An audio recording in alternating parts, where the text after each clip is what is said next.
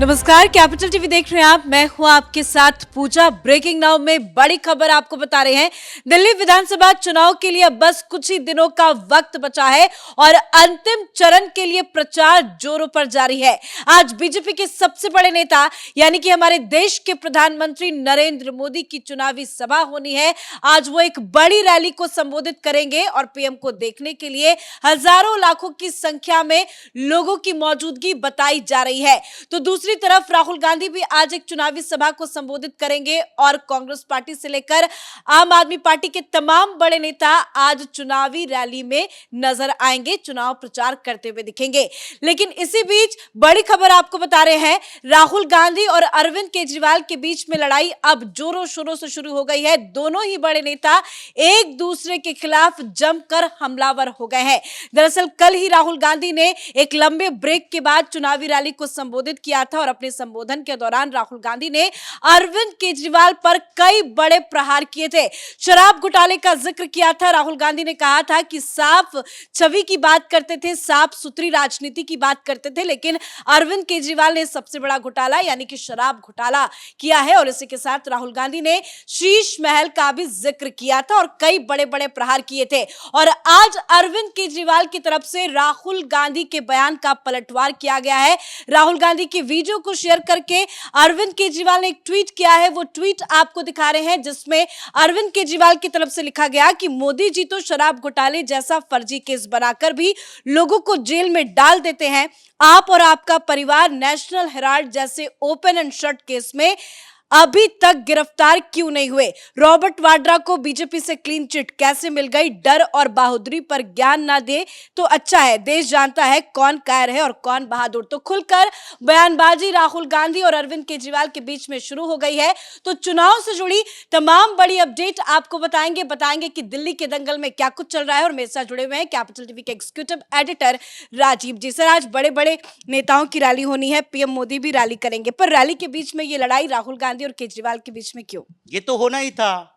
जब दो चोर मैदान में उतरे हैं तो एक अगर एक दूसरे की चोरी के बारे में बताएगा तो दूसरा भी उसकी चोरी के बारे में बताएगा।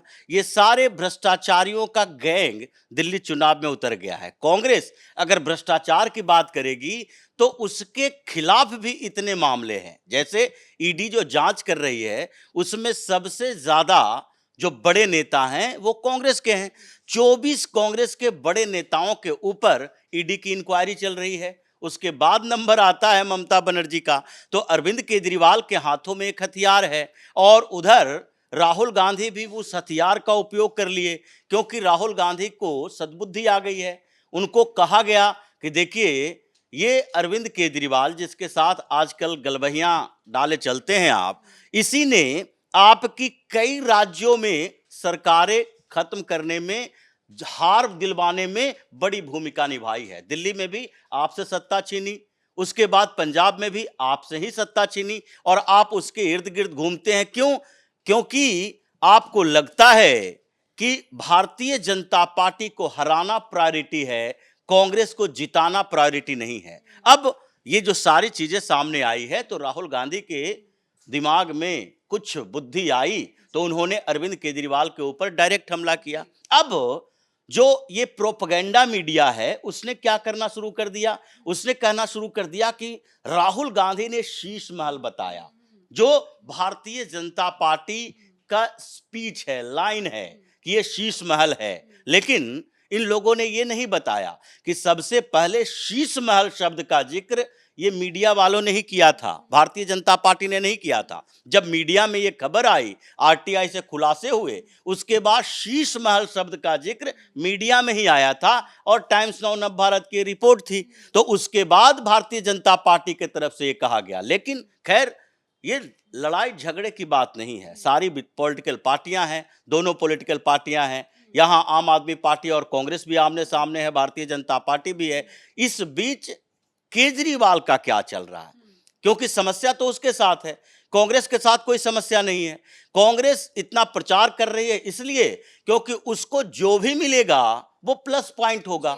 0 सीट विधानसभा के अंदर, तो एक भी मिले, दो भी मिले, ये कांग्रेस के लिए बेनिफिट ही है, वो लॉस में नहीं जा सकता। अब इससे नीचे माइनस में कांग्रेस नहीं जा सकती है। तो इसलिए आम आदमी पार्टी और भारतीय जनता पार्टी, ये दोनों के बीच है कि सत्ता के खेल में कौन जीत हासिल करता है, और आम आदमी पार्टी सरेंडर मोड में है। जिस तरीके से अरविंद केजरीवाल रात में मीटिंग कर रहे थे और उन्हीं के नेता बाहर में आकर मीडिया से बात करते हैं, लेकिन छिप छिपा कर बात करते हैं, सीधे बात नहीं करते, ये छिप छिपा कर बात करते हैं। केजरीवाल मीटिंग क्यों कर रहा था? क्योंकि केजरीवाल को फीडबैक मिला, और ये फीडबैक मिला स्लम क्लस्टर से, कॉलोनियों से, जहां पर इनका सबसे बड़ा वोट आधार था। और केजरीवाल को ये फीडबैक करीब एक सप्ताह से मिल रहा था कि देखिए, आपका जो पुअर गरीब गरीब गरीब बोलते हैं, वो गरीब अब भारतीय जनता पार्टी के साथ शिफ्ट हो गया है।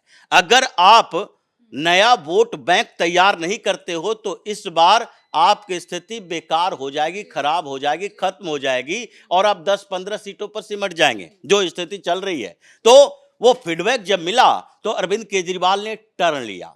जो अरविंद केजरीवाल बार बार कह रहा है कि मिडिल क्लास, ये मिडिल क्लास की बात कहने का मतलब यही है कि मिडिल क्लास में अपर मिडिल क्लास और लोअर मिडिल क्लास। तो अपर मिडिल क्लास पूरी तरह भारतीय जनता पार्टी के साथ रहा, लोअर मिडिल क्लास जो है वो कंफ्यूज रहा, क्योंकि उसको कुछ अरविंद केजरीवाल के फ्रीबीज से फायदा मिला, तो उसमें से कुछ भाजपा के साथ और कुछ अरविंद केजरीवाल के साथ थे। लेकिन लोअर क्लास की जो बात की जा रही है, चाहे स्लम क्लस्टर हो या जेजे क्लस्टर हो, ये स्लम कॉलोनियों में या जेजे कॉलोनियों में जितने लोग रहते हैं, उसमें से 80% अरविंद केजरीवाल के पास रहा है। ये भारतीय जनता पार्टी भी मानती है। भारतीय जनता पार्टी की जो पिछली बार मीटिंग हुई थी, उसमें सीधे तौर पर कहा गया था कि 15 लाख के करीब वोट हैं जेजे क्लस्टर में या स्लम कॉलोनियों में। उस 15 लाख में से 10 से 12 लाख वोटिंग होती है, जो पोल करने, वोट देने जाते हैं, और उसमें हमारे पास केवल 2-2.5 लाख वोट रहे हैं पहले, और 6 से 7 लाख वोट अरविंद केजरीवाल का रहा है। उसी को बढ़ाना है, और इस बीच जो 3 महीने से भारतीय जनता पार्टी ये तैयारी कर रही है, उसमें इसने 5 से 6 लाख कर लिया अपने वोट को जेजे कॉलोनी और स्लम क्लस्टर में। तो इन जगहों से जो अरविंद केजरीवाल को फीडबैक मिला, उसके कारण ये परेशान हुआ, और मिडिल क्लास जो कि भारतीय जनता पार्टी के साथ है, तो उसके साथ रहने वाले लोगों को अपने साथ करने के लिए पीएम मोदी पर अटैक कि मिडिल क्लास के लिए कुछ नहीं कर रहे, इनकम टैक्स में छूट नहीं दे रहे, इनको सुविधाएं देनी चाहिए, इनको इनकम टैक्स के साथ साथ कुछ बेनिफिशियल प्रोग्राम भी देने चाहिए, और ये मिडिल क्लास को कई वादे करना शुरू कर दिया। लेकिन कल की जो रात की मीटिंग हुई, उसमें इतना हंगामा हुआ कि 3-4 मुद्दे डिस्कस होने थे। पहला मुद्दा तो यही था कि किस तरीके से हमारा एक आधार खिसक रहा है तो दूसरे आधार की तरफ शिफ्ट नहीं हो पा रहे हैं। दूसरी बात, जो इन लोगों ने विकास का मुद्दा उठाया था कि अभी यमुना के बारे में हम दूसरे पर टारगेट कर रहे हैं कि हरियाणा सरकार, केंद्र सरकार, या फिर सड़क गली नली की बात हम बार बार कहते हैं किस आधार पर कि केंद्र सरकार काम नहीं करने देती। तो इन लोगों ने कहा कि देखिए, 30% से ज्यादा सीटें ऐसी है जो हम लूज कर रहे हैं। वो सीटें इसलिए लूज कर रहे हैं क्योंकि वहां पर जो हमारे पिछले विधायक थे, वो लोगों के लिए एक्सेसिबल नहीं थे, वो काम नहीं कर पा रहे थे। तो उन सीटों पर उम्मीद मत कीजिए, वो तो चला गया, वहां तो भारतीय जनता पार्टी जीत रही है। उसके बाद दूसरे स्तर पर जो आपके ऊपर एक टैग लगा हुआ है, क्योंकि ये फीडबैक जो ले रहे हैं चारों तरफ घूम के, ये कह रहा है कि एक नैरेटिव है जिसको जरूरी है तोड़ना, नहीं तोड़े तो पूरी तरह साफ हो जाएंगे। और वो नैरेटिव यही है कि आप जो मीडिया में घूम घूम कर बार बार पिछले 10 साल से कह रहे हैं कि हर जिम्मेदारी के लिए कोई काम नहीं हुआ तो एलजी जिम्मेदार है, भारतीय जनता पार्टी की सरकार, केंद्र सरकार जिम्मेदार है, आज भी यही बात कर रहे हैं। तो लोगों के दिमाग में जो चल रहा है, जो बार बार इस बात का जिक्र करते हैं कि नहीं, अगर भारतीय जनता पार्टी ही जिम्मेदार है, केंद्र सरकार जिम्मेदार है, एलजी जिम्मेदार है, तो फिर एक बार मौका भारतीय जनता पार्टी को क्यों न दे। जब आप फिर से सरकार में आओगे तो यही कहोगे कि काम नहीं करने दिया जा रहा है। जब काम करने नहीं दिया जा रहा है तो भारतीय जनता पार्टी है, वो काम करने वाली है, दोनों जगह उनकी सरकार होगी, तो हमारे लिए काम लेना आसान हो जाएगा और उनके लिए ये बोलना मुश्किल रहेगा कि हम किसी कारण से काम आपके नहीं कर पा रहे हैं। तो जो आप बोलते थे 5 साल मौका दो, 5 साल मौका दो, ये भारतीय जनता पार्टी को एक बार 5 साल मौका देके देखते हैं।